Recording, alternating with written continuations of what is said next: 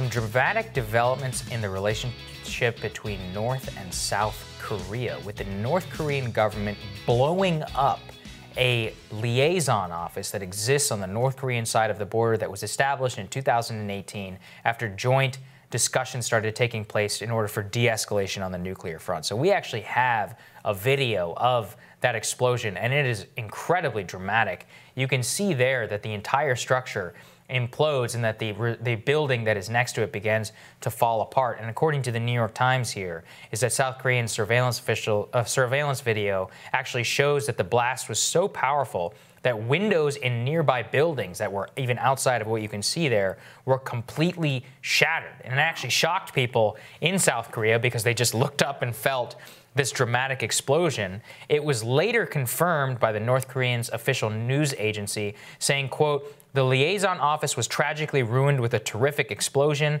adding that the action reflected, quote, "the mindset of the enraged people of North Korea." But it comes after a period of heightened tensions between the two countries. Basically, the North Koreans are upset because they don't feel that there's been any real diplomatic progress in terms of restoring economic or destroying economic sanctions that are ruining their economy right now. Yeah, I mean, you recall, if we back up a little bit, you remember there was the overture from President Trump, and there was the meeting with Kim Jong-un. There was an attempt to forge new diplomatic relationships and try to come up with a deal. That all sort of fell apart, and now it's been escalating tensions since then.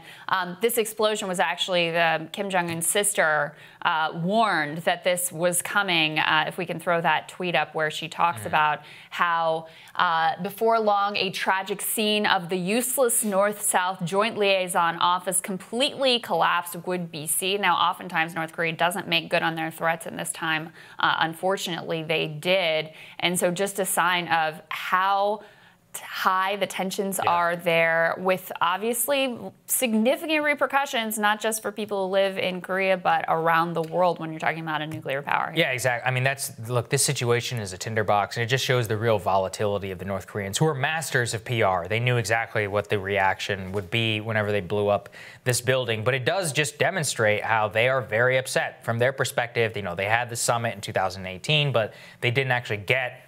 They want to keep their nuclear weapons, and the U.S. line, it continues to be like, no, you can't keep your nuclear weapons. Yeah. And they're like, well, we're not going to give them up because look what happened to Gaddafi. And we're all like, trust us this time? Yeah, like, please trust us. I don't blame them, like, in a certain way, just given how disastrous of a move the 2011 intervention was. But just broadly, their economy continues to suffer. Especially during coronavirus, that liaison office apparently had not been occupied since January, since the pandemic began. And now North Korea claims they don't have any coronavirus cases whatsoever. Yeah, okay. Who knows how many that they actually do have or don't. That's a little bit of footage, kind of what the liaison office in that section of the border look like. But it's a dilapidated country, and they desperately need direct foreign investment, and it's something that they're really agitating for right now. It just shows you that they're going to continue up this escalatory ladder if they feel that they can't get the world to pay attention to their demands. And what I really fear is that more missile tests are going to start coming down the line, especially closer and closer to Trump's reelection, because they perfectly know the domestic situation here. This could well turn into a major issue in the presidential election, on which Biden and Trump may have very different views. I mean, we haven't gotten a whole lot from Joe Biden about how he would handle this situation. Obviously, it wasn't really handled during the Obama administration. No, they handled it terribly. Yeah, so, and I mean, the other thing that North Korea is threatening here is to further militarize the border. Again, looking to escalate tensions here. Obviously, this is an incredibly provocative move, so we'll keep you posted on where it goes from here.